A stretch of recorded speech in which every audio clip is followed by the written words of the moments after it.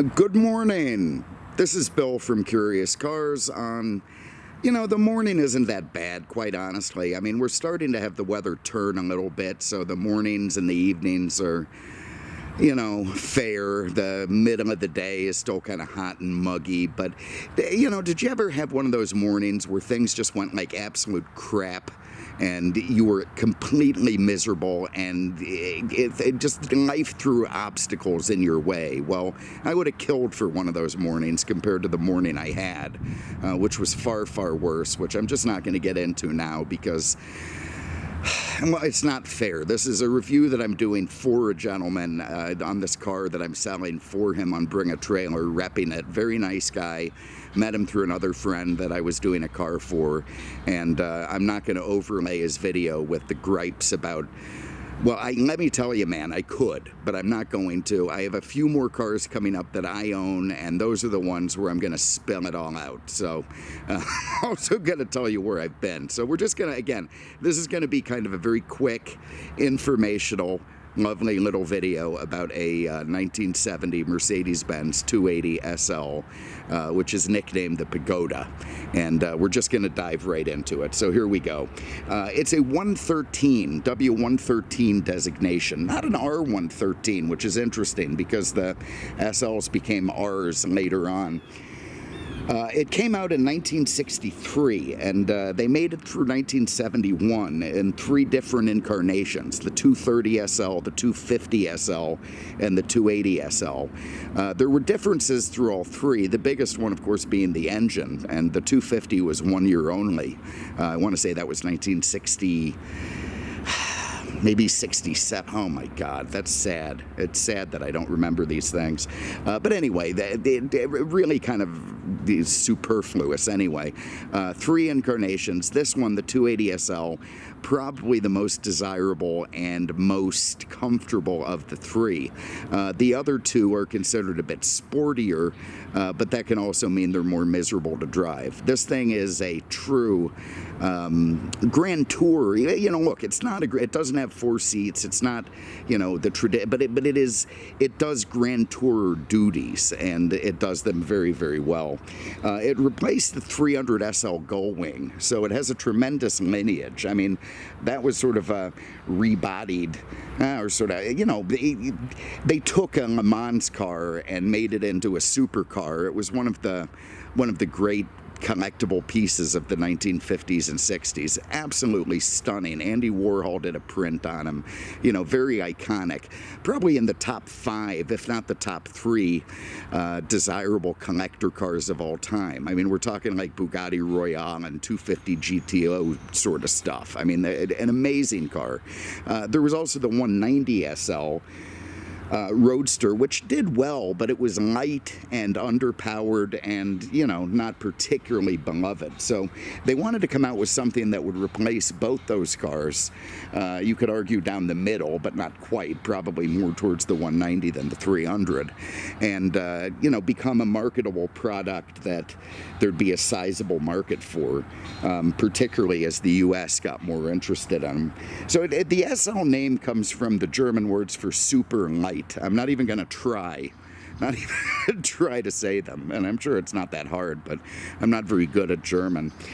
There it is. So super. I mean, ironically, none of them are particularly light. I mean, especially for small roadsters, they're kind of heavy cars. But, in the Mercedes world, they're light enough, I guess. The nickname Pagoda came from its concave hardtop. Very, very distinctive look. Looks, of course, like Japanese architecture. And, while the styling looks very proper now and very, you look at it and you think, wow, handsome car, looks right. It was a lot more radical in the years that JFK was assassinated and Beatlemania began, in 1963. When it came out, it really didn't look like anything else on the road. Look at it, was so well liked, it's so well received that this style would go on to sort of define Mercedes styling for the next 50 years, give or take. So it's a very, very important car for Mercedes. it was designed with safety in mind, which is really unusual for it. Wasn't really a priority at the time. Look, I think American Rambler talked about it, Mitt Romney, that sort of thing. But I mean, the big three, forget it. They were not particularly concerned whether or not any of the people driving the cars were, brutally killed. In a very slight accident. It just didn't matter. It was about styling and sales and power and that sort of thing. This car was different. When they put it together, not only did they want it to be of the finest quality, of the most desirable styling and the best materials and luxury and that sort of thing, but they also wanted it to be safe. So it had a rigid passenger compartment, something that everything has now, but not really then. Crumple zones, which was a pretty new concept at the time, if not brand new.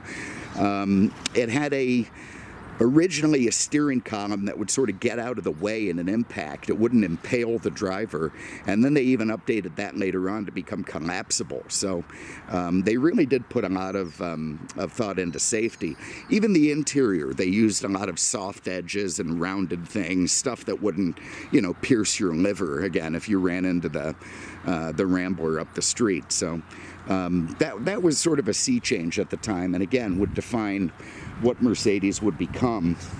Look, 60s Mercedes, man, this was a different world. I mean, Mercedes now builds cars that could be any car. People are going to beat me up for that. I don't care. It's true. I mean, I get in a Mercedes, and if I didn't see the badge, it could be a Hyundai, a Datsun, or a Audi. They all look the same. They're all using the same kind of parts and feel, and it's more about big screens and technology than about fine engineering. And in the 60s, 70s, and 80s, Mercedes-Benz, the luxury in a Mercedes, they had the leathers and the materials and the woods and that sort of thing, but it was more about the engineering and the in-depth build quality.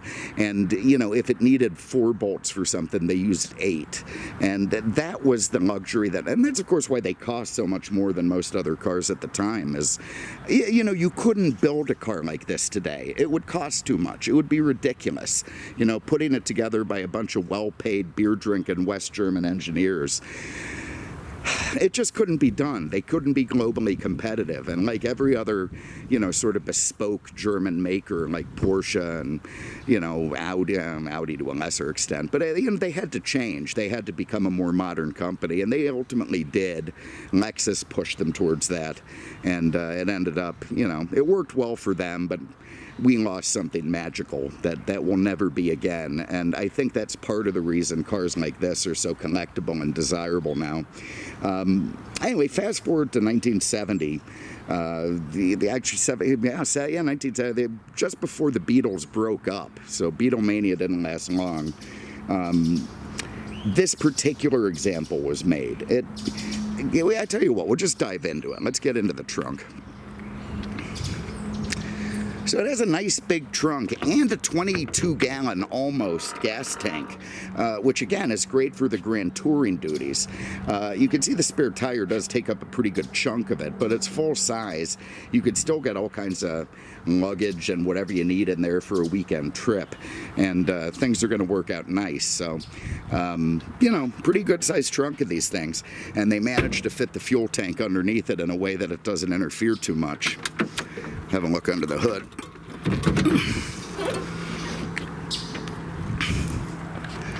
Like the forward opening hood. So there is the M130 inline 6. Again, the final incarnation of the motor that would go in these cars. Single overhead cam. If there's ever been a bad inline 6 in anything, I've never heard of it. They're just terrific balanced engines inherently, and of course Mercedes is going to build a pretty damn good one, and they did. You can see it has that same sort of cool looking intake that was on the 300 SLs, and it's just a fantastic, a good running engine. Bosch mechanical fuel injection, all the stuff that would look more at home in a Panzer tank than a car. Look at that injection pump, and these big thick aluminum valve covers and fine threaded oil caps. And, you know, again, the quality of these cars was really unparalleled at the time. This one in this car goes through a 4-speed auto. You could also get a 4-speed manual, which was more popular in Europe than here. And then a 5-speed ZF was available initially as an option on the sheet in the earlier cars, and then you know, by request for good customers towards the end of the production run. Not too many of those got out there. I hear Italy ordered more than anyone, so I guess they're real drivers over there. But anyway, everything looks nice and proper under the hood. You know, this one's a great driving car, and it just has that Mercedes build quality that we're never, ever, ever, ever going to see again. Nothing like it. It just can't be. And I think that's pretty cool. This is really when Benz was just building proper cars.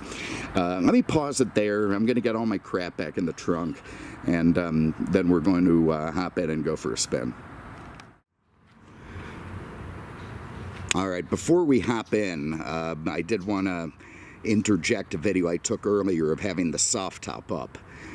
You know, it's easier just to do it that way than to have you guys watch while I'm laboring to put up and put down one of these things. You know, they are tricky in these old cars, and you have to be careful. You know, they work nice, and it's good German mechanism, but you really have to be paying attention. So let me pause here for a minute. I'm going to interject the view of the hardtop, or sorry, the soft top, and later on I will get the hardtop on. We'll get some photos of that at least, if not more video. So bear with me one moment.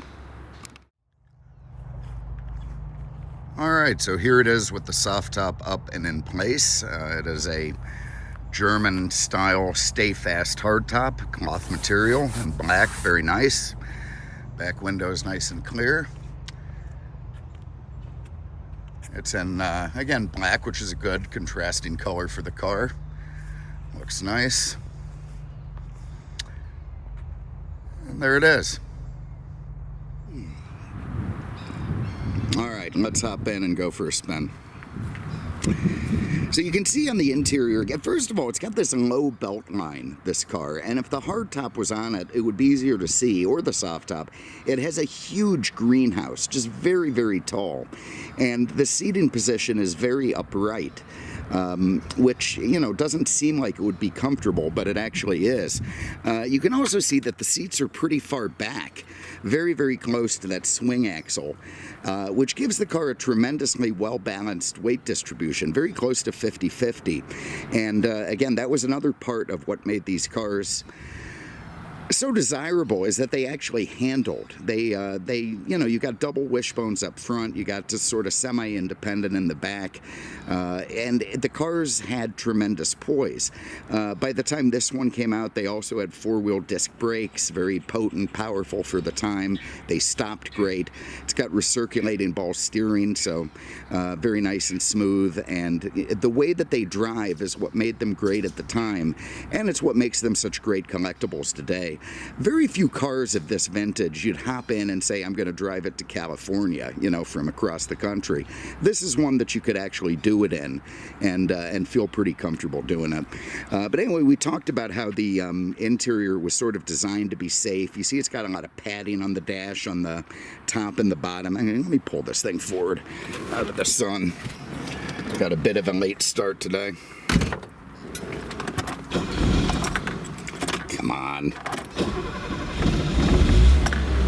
There you go. That's a hot start. You can see that that mechanical fuel injection, they can be tricky in these cars, and this one seems very, very well tuned in, which is just great. You know, sometimes you see these things, they run great when they're cold, or they run great when they're hot, but you know, they don't do both. This one does seem to do both. Anyway, there's the instruments. You've got video gauges, nice and centered, big. Your, you know, miles per hour, because it's a US model. The odometer is broken on this car, which is a shame. So it's been reading 49.9 for a while. But yeah, I'm sure the miles were real when that happened. In the middle, you've got these stacked gauges. You got warning lights here. You've got your gas. You've got your, and of course all that, you know, German high-red, R and 4/4 and 2/4. You know, come on. If 4/4 is really 1/1, isn't it? And 2/4 is 1. I mean, you know, break down those fractions. You got your light switch over here. You don't have any side marker lights because it's a US model. You got your turn signals there. The high beams are still on the floor. Over here you got your defrost levers, air direction stuff. You got a Becker Europa. You got a nice big cigarette lighter because people smoked then. You got a video clock that still works. Absolutely love it. Lovely little bits of wood trim around this car. Looks like this has been redone up on top of the dash. And, you know, just one of the nice touches. You got a squeaky glove box. I got my camera in there recording because I'm trying new microphones. We'll see how that goes. And here's a Frigga King AC unit. A lot of the US models had AC. You also have your shifter here, gated, very Mercedes-esque. You got a little ashtray and a little wooden box there to put stuff in. And down there is your e-brake. So that said, let's go for a spin.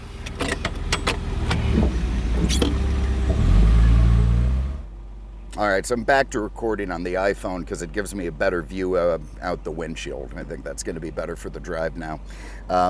Let's do it.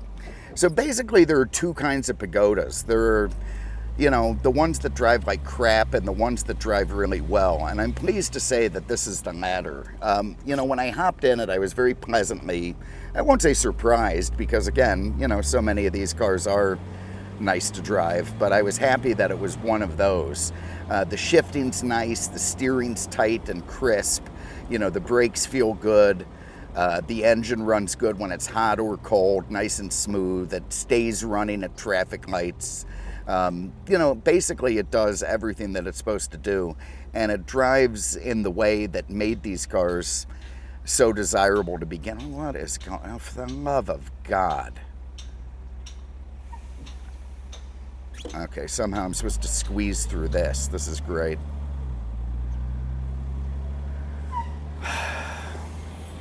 Try not to kill anyone. So you get smooth power from that inline six. You've got pretty good shifting from that 4-speed auto, which, you know, frankly, the Americans have always built smoother automatics than the Germans. So nice to have one that shifts well. You know, gauges indicate okay, a little shaky on the tach there. Horn works great. The radio does actually work. Yeah, don't even know what it is. It's just better to drive with the top down. But you know, this is lovely open top motoring in your two-seat German Roadster. This is, you know, what these cars are all about. And frankly, it's why, you know, Charlton Heston and Juan Fangio owned one. You know, they're just great to drive. You get a tremendous sense of luxury and comfort from the fine materials and the appointments, and they're, you know, a joy to take on a twisty mountain road. And again, I think that's what's driving their prices up now, why they've become so, you know, look, they were always desirable. There was always a good market for Pagodas, but you know, in the last few years, it's really exploded, and it's easy to see why. They're just great cars. This one does have power steering, being a US model. Some of the earlier cars did not. Yeah, so there it is. You know, just a really nice car to enjoy. The weather right now is half decent, particularly while moving, so I'm really enjoying myself after what was a pretty crappy morning. I want to thank everyone for having a look. Really appreciate it. We got enough driving time, I think, from this morning and now, so we'll leave it at that. This car should be up on Bring a Trailer in a little while. And, you know, again, if you want one that's a great driver, that's not going to break the bank in terms of, you know, what these things can cost, this is a fantastic example for that. It's also worthy of restoration. You know, especially if you brought it back to the original black and red. That's kind of the way I'd want to do it. But, yeah, white's not a bad color either. But anyway, thank you for having a look. I'll have more fun stuff coming up. And in the next video, I'll own the car, so I'll be able to rant and rave for 20-30 minutes about all the crap that bothers me. Good luck bidding if you're seeing this on Bring a Trailer, and we will see you with the next one. Take care.